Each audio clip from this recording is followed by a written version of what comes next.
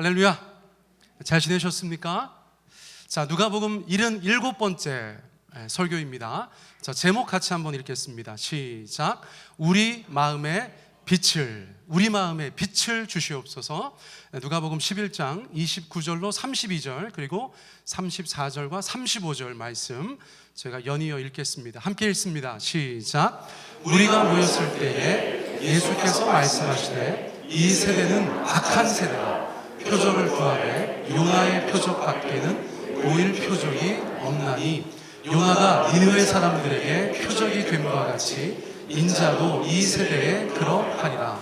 심판 때에 남방 여왕이 일어나 이 세대 사람을 정죄하리니 이는 지혜로운 말을 들으려고 땅 끝에서 왔음이거니와 솔로몬보다 더 큰 이가 여기 있으며 심판 때에 니느웨 사람들이 일어나 이 세대 사람을 정죄하리니 이는 그들이 요나의 전도를 듣고 회개하였음이거니와 요나보다 더 큰 이가 여기 있느니라.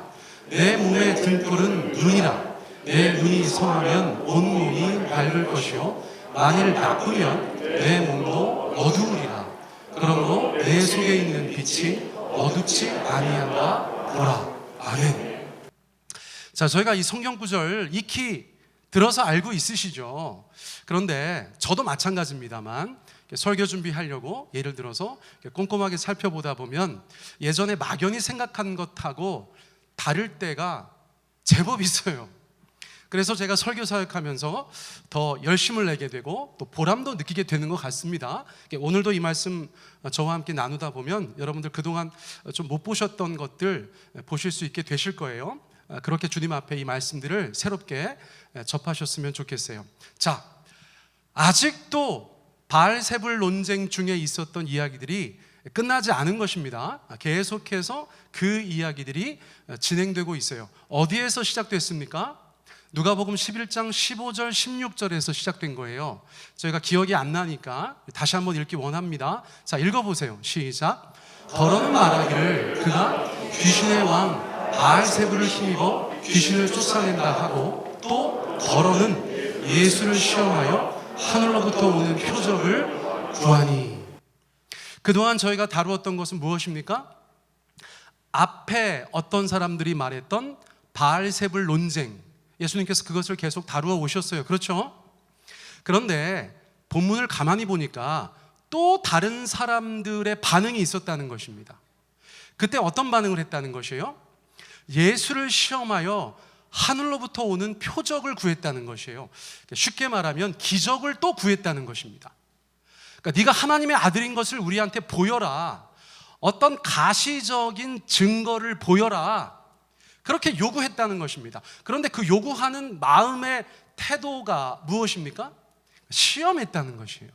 그러니까 예수님께서는 사람을 다 아시니까 좋은 뜻으로 정말 안 믿겨져서 표적을 구하는 것인지 아니면 시험하려고 표적을 구하는 것인지 뻔히 아셨을 거 아니에요. 그런데 이것은 자꾸 시험을 하려고 표적과 이적과 기적을 구했다는 것입니다. 자, 그러니까 예수님 친절하게 바알세불 논쟁 끝내시고 이제는 표적에 대해서 말씀하고 계시다는 거예요. 그러니까 유대인들의 그 표적 타령에 예수님께서 어떻게 말씀하셨는가? 그러니까 저희가 그것을 보는 것입니다. 자, 29절 말씀에서 그것을 다루세요. 자, 같이 읽습니다. 시작. 무리가 모였을 때 예수께서 말씀하시되 이 세대는 악한 세대라. 표적을 구하되 요나의 표적 밖에는 보일 표적이 없나니. 예수님께서 그렇게 표적을 시험 삼아 구하는 사람들을 어떻게 표현하셨어요? 악하다고 표현하셨어요. 예수님께서 누가복음 11장까지 오시면서 얼마나 많은 기적과 표적과 이적을 보이셨습니까? 우리가 어떤 사람한테 사랑을 베푸는데, 우리의 자녀들한테 사랑을 베푸는데 아이들이 예를 들면 계속해서 아빠 엄마가 나를 사랑하는 걸 보여주세요. 너무 힘들죠. 충분히 보여주고 충분히 주었다고 생각하는데 그것에 대해서 믿지 않고 인정하지 않고 불충분하다고 말하는 것이 예수님에게도 굉장히 힘드셨던 것 같아요. 그래서 그렇게 믿지 않고 계속해서 시험하는 것에 대해서 악하다고 표현하셨다는 거예요. 사랑하는 성도님들, 저와 여러분들의 삶을 이 말씀에 비추어서 돌아볼 필요가 있습니다. 여러분, 주님께서 우리 가운데 사랑을 충분히 보여주셨습니까? 안 보여주셨습니까? 여러분, 주님께서 우리의 삶 가운데 그분의 살아계심을 보여주셨습니까? 안 보여주셨습니까? 물론 우리 각자의 신앙의 여정에 따라서 다른 답을 하실 수 있지만, 어떤 분들께서 주님의 역사하심을 충분히 보셨음에도 불구하고 또 시험하는 마음으로 주님 앞에 표적과 이적과 기적을 요구한다면 주님의 반응은 우리의 생각과는 다를 수도 있다는 것이에요. 그냥 좋으신 하나님이니까, 우리가 믿는 주님이니까 여러분 너무 쉽게 주님 앞에 그렇게 나아가진 않으셨으면 좋겠다. 제가 그런 생각을 이 말씀을 보면서 하게 되었어요. 주님은 충분히 보여주셨다. 그런데 시험하여서 또 보여달라고 하는 세대에게 예수님은 악한 세대라고 했다는 것이에요. 그런데 그 악한 세대한테 이제 보여줄 표적은 하나밖에 없다 그러셨어요. 자, 무슨 표적입니까? 요나의 표적이라고 예수님께서 표현하셨어요. 요나의 표적. 요나의 표적은 무엇입니까? 자, 이것은 성경학자들이 크게 두 가지 정도로 생각합니다. 자, 첫 번째는 뭐냐면 마태복음에 또렷하게 기록되어져 있는 것입니다. 마태복음 12장 40절에 보니까 예수님께서 이렇게 말씀하셨어요. 자, 같이 읽어봅니다. 시작. 요나가 밤낮 사흘 동안 큰 물고기 뱃속에 있었던 것 같이 인자도 밤낮 사흘 동안 땅속에 있으리라. 자, 인자는 예수님께서 스스로를 표현하시는 말씀이세요. 인자, 사람의 아들, 이런 뜻입니다. 자, 그러니까 요나의 표적의 첫 번째 분명한 의미는 예수님께서 죽음과 부활을 통해서 이제까지 보여주지 않았던 가장 확실한 표적, 예수님께서 하나님의 아들이시라는 가장 확실한 표적, 죽음에서 부활하시는 것을 보여주시겠다고 말씀하셨다는 거예요.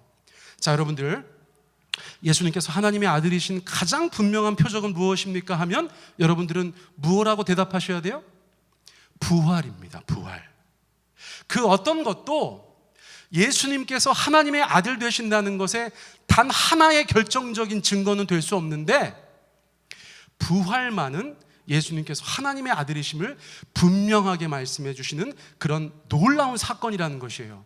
자, 그러니까 예수님께서 믿지 않는 자들한테, 야, 나는 너네한테 더 이상 표적을 보여주고 싶지 않고 좀 기다려, 내가 하나님의 아들이라는 것을 죽고 사흘째 부활함으로 너희들 가운데 보여주겠다, 그렇게 말씀하신 것으로 저희가 하나 이해할 수 있어요. 자, 그런데 누가복음에서는 또 다른 결로 하나를 더 말씀해 주고 있는 것 같아요. 자, 잘 보세요. 요나서를 얼마 전에 정상화 목사님께서 수요 예배 시간에 너무나 소상하게 저희들 가운데 말씀해 주셨어요. 자, 요나는 무엇했습니까? 요나가 한 게 마땅치가 않아요. 요나가 뭐 했어요? 요나는 하나님께서 말씀하시니까 아수르 사람들이 하나님 앞에서 회개하고 심판을 면하는 것이 너무 싫어가지고 1000km 이상을 도망가려고 했어요. 그래서 배 타고 가다가 하나님께서 요나를 다루셔서 성경의 표현에 의하면 큰 물고기가 요나를 삼켜서 3일 동안이나 가지고 있다가 토해내지요. 그리고 나서 니느웨에 갑니다. 니느웨에 갔는데 거기서도 온전히 순종하지 않았어요. 대충 순종하였어요. 그러니까 요나라는 선지자는 웃긴 선지자예요. 여러분, 정말 유니크한 선지자고요. 우리가 일반적으로 기대하고 생각하는 선지자와는 동떨어져 있는 선지자예요. 그런데 여러분, 그 선지자가 뭐 했어요? 억지로라도, 또 어디 큰 물고기 뱃속에 들어갈까 봐 억지로라도 니느웨에 가서 한 게 있어요. 자, 요나서 3장 4절입니다. 같이 읽어보세요. 시작. 요나가 그 성읍에 들어가서 하루 동안 다니며 외쳐 이르되 40일이 지나면 니느웨가 무너지리라. 요나서 가만히 읽어보면 굉장히 성의 없이 전했어요. 굉장히 성의 없이 전했어요. 믿으려면 믿고 말라면 말어. 약간 이런 느낌이에요. 자, 그런데 그럼에도 불구하고 요나가 하나님께서 말씀하신 대로 저 메시지를 니느웨에 전했다는 것이 중요한 것입니다. 심판을 선포했어요. 니느웨가 너무 타락하고 죄 가운데 있는데 하나님께서 방치하지 않으시겠다. 너네 40일 동안 돌아오지 않으면 니느웨는 무너진다. 그 메시지를 대충이건 어떻든 전했다는 것입니다. 자, 전했어요. 그러니까 예수님께서 나도 요나같이 할 것이다 라고 말씀하신 것에는 나도 계속해서 이 땅에서 하나님의 심판의 메시지를 전하겠다. 악한 세대 가운데 변함없이 하나님의 그 심판의 메시지를 너희들 가운데 선포하겠다는 말로도 이해할 수 있다는 것이에요. 자, 그러면서 두 가지 예를 드십니다. 여러분, 이거 대충 저희가 알고는 있는데 어떤 의도로 말씀하신 것인지 확인해 봤으면 좋겠어요. 자, 연이어서 말씀하고 계신 거예요. 열왕기상 10장 1절과 3절을 보면 예수님께서 언급하신 스바의 여왕, 남방 여왕이 등장합니다. 자, 거기에서 어떤 일이 있었는가 한번 보세요. 열왕기상 10장 읽습니다. 시작. 스바의 여왕이 솔로몬의 명성을 듣고 와서 어려운 문제로 그를 시험하고자 하여 솔로몬이 그가 묻는 말에 다 대답하였으니 왕이 알지 못하여 대답하지 못한 것이 하나도 없었다. 여러분, 솔로몬 하면 떠오르는 단어 하나가 무엇입니까? 지혜. 지혜. 저희 교회에도 지혜가 있네요. 그죠? 이름. 그 이름이 없는 데는 거의 없어. 지혜. 솔로몬은 지혜예요. 지혜.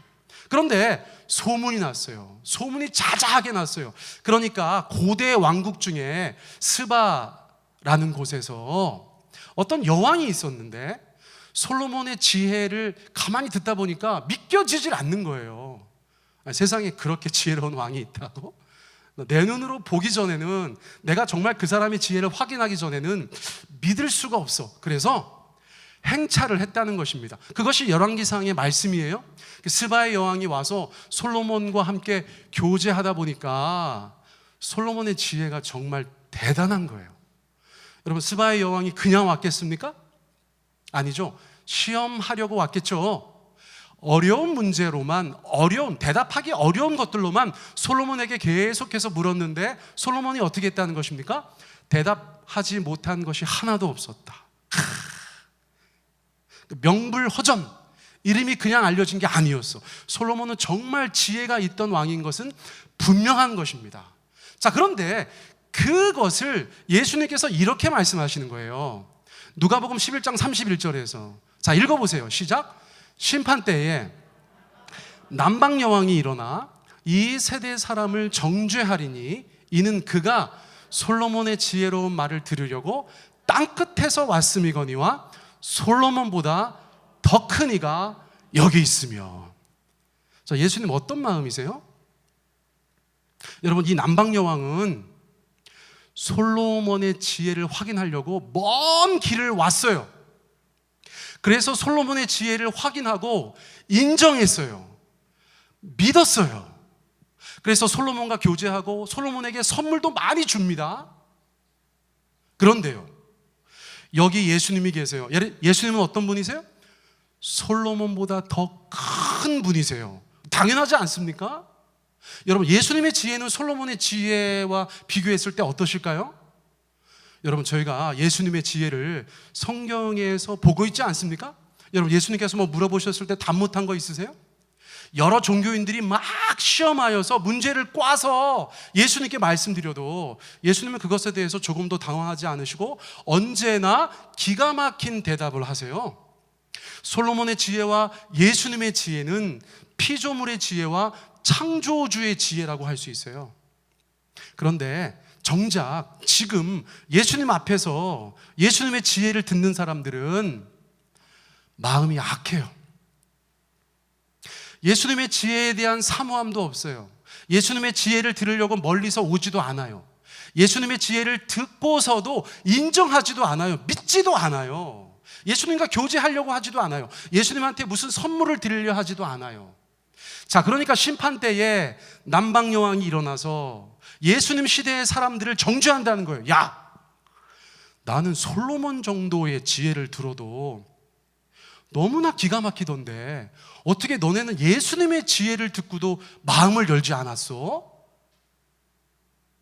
심판 때의 남방 여왕이 유대의 그 악한 세대를 정죄한다는 것이에요. 자, 똑같은 이야기를 하세요.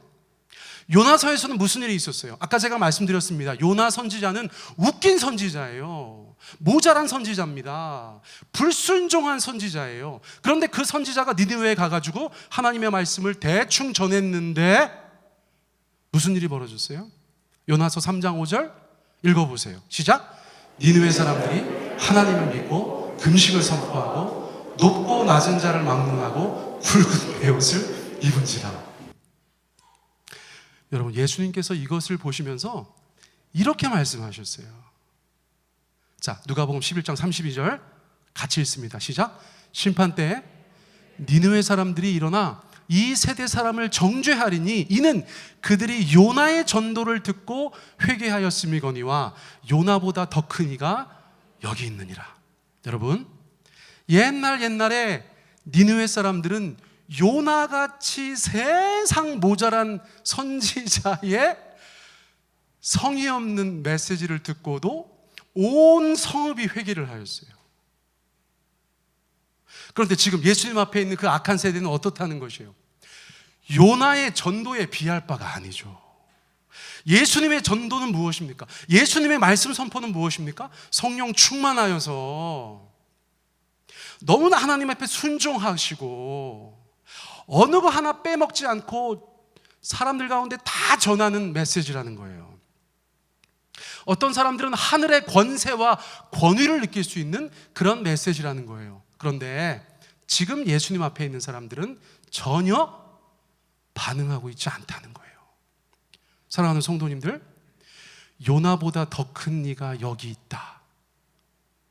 요나가 전도해도 회개하는 자들이 있는데 예수님께서 전도해도 회개하지 않는 자들이 있다는 것을 예수님께서 이 예를 통하여서 계속해서 말씀해 주고 계신 거예요. 사랑하는 성도님들, 여러분 정말 그렇지 않습니까? 여러분, 설교는 설교자가 합니까? 회중도 같이 합니까? 준비되지 않은 말씀이 굉장히 위험해요 지금. 여러분, 설교는 설교자가 합니까? 회중도 같이 합니까? 여러분, 여러분들이 니느웨 사람들이면 제가 요나같이 설교해도 회개하고 돌아오는 줄 믿습니다. 여러분들이 남방여왕 같은 분들이라면 사람의 지혜를 듣고도 감탄할 수 있는 줄 믿습니다. 그러니까 제가 늘 그런 생각합니다. 여러분, 설교는 제가 51% 하는 거예요. 여러분, 이거 적어놓으세요. 설교는 제가 51% 하는 것입니다. 나머지 49%는 누가 합니까? 여러분들이 하시는 거예요. 그러니까 늘 우리 목사님 말씀 은혜롭게 잘 전하게 해주십시오. 백날 기도해도 51%예요. 51%. 나머지 49%는 여러분들의 몫이에요. 저는 진심으로 그렇게 생각해요. 진심으로. 자, 그런데 보세요. 그 다음의 이야기들이 우리가 앞에 있는 얘기하고 전혀 상관이 없다고 평생을 생각했던 말씀들이에요. 자, 직접 말씀이 뭐예요? 보세요. 요나보다 더 큰 이가 여기 있다. 그리고 나서 성경 말씀 보면 갑자기 눈 얘기를 하세요. 눈 얘기를 하신다니까? 자, 제가 33절은 얘기하지 않았습니다만 34절 보세요. 읽어보세요. 시작. 내 눈은 몸의 등불이다. 너의 눈은 몸의 등불이다. 여러분, 여러분들의 눈은 여러분들의 몸의 등불이십니까? 이게 무슨 얘기지? 여러분, 우리는 눈을 어떻게 생각하냐면, 여러분 잘 들으세요. 요거는 설명 없으면 누구도 이해할 수 없는 성경 구절이에요. 지금 대한민국에서 99%는 모른다고 생각하시면 돼요. 자, 보세요. 우리는, 현대인들은 눈이 밖에 있는 빛을 받아들이는 기관이라고 생각하죠? 그렇죠? 예수님 시대의 사람들은요, 2000년 전 유대인들은요, 2000년 전 로마 사람들은요, 2000년 전 그리스 사람들은요, 거꾸로 생각했어요. 자, 이거 굉장히 중요하죠? 예수님께서 말씀하신 그대로예요. 너의 눈은 너의 몸의 등불이다. 우리 안에 있는 빛을 밖으로 내보내는 기관이라고 생각했다는 거예요. 자, 요거 아시면 그 다음 것들이 조금씩 이해되기 시작해요. 자, 그리고 보니까 여러분, 저희도 그렇게 생각할 때가 있어요, 없어요? 여러분, 안광이라는 게 있잖아요. 안광. 그렇죠? 예를 들어서 과거에 우리 조상들이 호랑이를 밤에 만나면 호랑이 안광, 호랑이한테 잡혀먹진 않아도 호랑이의 눈빛을 보고 시름시름 앓다가 막 죽었다는 거죠. 그만큼 안광, 눈빛이라는 것이 무섭다는 거예요. 자, 그런데 보세요. 고대인들은 그런 생각을 했다는 것이에요. 사람의 눈은 그 내면을 밖으로 비치는 기관이다. 옆 사람 눈 보세요. 옆 사람 눈 보세요. 여러분, 눈이 어떠세요? 어떤 분들은 막 초롱초롱하세요? 내면의 초롱함이 밖으로 나오는 것인 줄 믿습니다. 자, 어떤 분들은 보니까 차마 말씀드릴 수 없는 그런 거예요. 아니, 눈빛이 너무, 여러분, 이제 저희가 사람의 인상을 보지 않습니까? 관상은 뭐 안 보더라도 인상은 보잖아요. 그렇죠? 여러분, 인상을 볼 때 여러분들은 뭐 보세요? 여러분, 저는 사람의 눈을 봅니다. 눈. 그렇다고 제가 무슨 뭐 굉장히 해맑은 눈을 갖고 있진 않아요. 제가 기본적으로 좀 탁하더라고. 제가 이거 설교 준비하면서 거울 봤거든요. 근데 좀 탁하더라고, 눈이. 예. 좀 닦아야 되겠어요. 근데 기본적으로 여러분, 사람은 눈빛이 굉장히 중요합니다. 제가 이제 가끔씩 어디든지 간에 가다가 어떤 사람 눈빛을 봤는데, 우와, 여러분, 눈빛이 굉장히 살벌한 분들도 있죠. 그렇죠? 그 살벌함은 내면의 천진난만함을 비추는 것입니까? 아니죠. 그러니까 이게 다 근거가 있는 거예요. 다 근거가 있는 것입니다. 자, 그러니까 예수님께서 너의 눈은 몸의 등불이다. 너의 눈이 너의 내면의 빛을 밖으로 발산하는 것이다. 이 얘기를 왜 하세요? 남방여왕 얘기하고 요나 얘기하다가 갑자기 네 눈이 너의 내면을 밖으로 비추고 있다, 이 말씀을 왜 하세요? 자, 그것을 이해하기 위해서 한 구절을 공부하고 넘어갑니다. 마태복음 12장 34절. 자, 읽어보세요. 시작. 독사의 자식들아, 너희는 악하니 어떻게 선한 말을 할 수 있느냐? 이는 마음에 가득한 것을 입으로 말합니다. 우리가 조금 조심스럽고 막 생각해서 말하는 그런 상황이 아니고 아주 편한 곳에서 진심을 말하는데, 여러분, 그것은 나의 안에 있는 것이 나오는 것이라는 것이죠. 이건 다 동의되죠. 예수님께서 당시 종교 지도자들의 그 위선을 지적하시면서 뭐라고 말씀하냐면, 너네가 어떻게 선한 말을 하겠느냐 그랬다는 거예요. 왜요? 그 사람들은 악한 사람들이기 때문에. 그 마음에 악함이 가득하니까 말하면 악함이 나오지 선함이 나오지 않는다는 것이에요. 여러분, 같은 측면에서 예수님께서 이렇게 말씀하신 거예요. 누가복음 11장 34절 하반절. 자, 이어지는 것입니다. 같은 맥락입니다. 자, 읽어보세요. 시작. 내 눈이 성하면 내 온몸도 밝을 것이요, 내 눈이 성치 못하면 내 몸도 어두울 것이다. 여러분, 이것은 번역하기에 따라 다른데 이렇게 뒤집어서 번역할 수도 있어요. 자, 제가 의미를 여러분들에게 설명드리기 위해서 말을 거꾸로 해볼게요. 너의 온 몸이 밝다면 내 눈은 성한 것이다. 너의 온 몸이 어둡다면 너의 눈도 성치 못한 것이다. 개역성경에서는 내 눈이 나쁜 것이다, 이렇게 말했다는 것이에요. 자, 그리고 나서 예수님께서 이 말씀을 하세요. 여러분, 이 말씀 너무 중요합니다. 여러분, 이 말씀 너무 중요해요. 자, 1차적으로 누구한테 한 말씀이세요? 악한 세대한테 한 말씀이에요. 악한 세대한테 한 말씀이에요.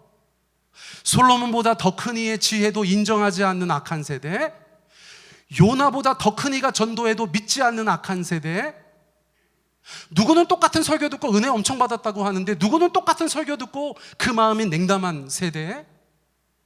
여러분, 그런 세대에게 지금 예수님께서 이 말씀을 주시는 겁니다. 읽어보세요. 시작. 그러므로 내 속에 있는 빛이 어둡지 아니한가 보라.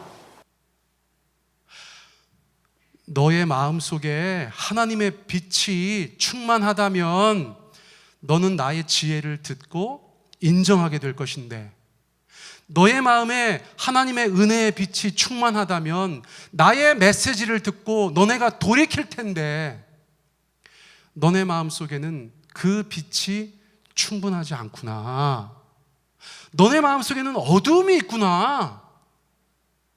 악한 세대야, 너의 속에 있는 빛이 어둡지 아니한가 체크해봐, 확인해봐, 살펴봐. 예수님께서 그렇게 말씀하셨어요. 여러분, 이것은 굉장히